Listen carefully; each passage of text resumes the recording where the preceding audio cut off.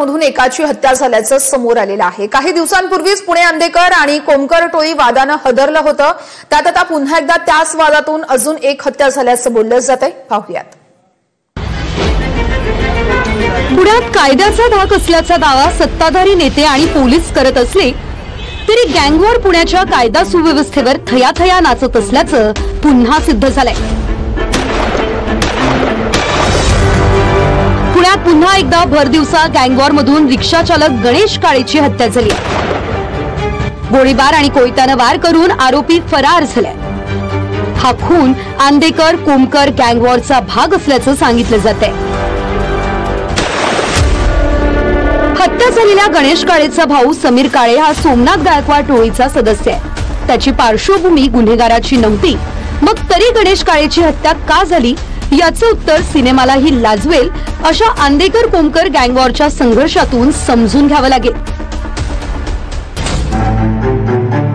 पुण्यातल्या अनेक टोळ्यांपैकीच अंधेकर ही एक टोळी आहे। अंधेकर टोळीचा प्रमुख बंडू अंधेकर, त्याने आपल्या दोन्ही मुलींची लग्न कोमकर कुटुंबातल्या जयंत आणि गणेश कोमकर या दोन्ही भावांशी लावली।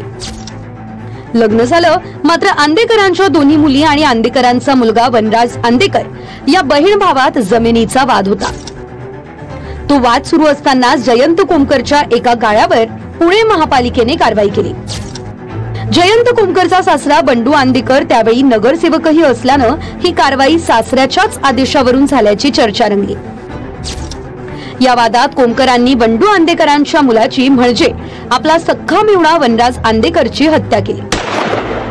कोमकरांनी या हत्येची सुपारी सोमनाथ गायकवाड टोळीला दिली होती। मुलाच्या हत्येचा बदला म्हणून अंधेकर टोळीनं कोमकरांचा मुलगा म्हणजे स्वतःच्या सख्ख्या नातवाची हत्या घडवून आणली। आता पुन्हा वनराज अंधेकरच्या हत्येचाच दुसरा बदला म्हणून गणेश काळेच्या भावाची हत्या केली गेली असं बोललं जातंय।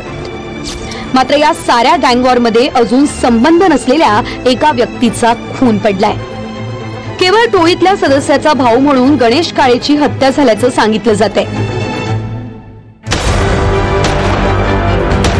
एरवी गुंडांच्या टोळ्यांमध्ये एकमेकांच्या कुटुंबावर जात नसल्याचं बोललं जातं।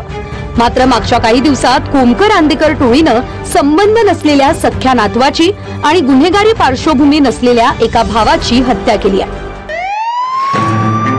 अशा अनेक घटना पुण्यात दिवसाढवळ्या घडतात।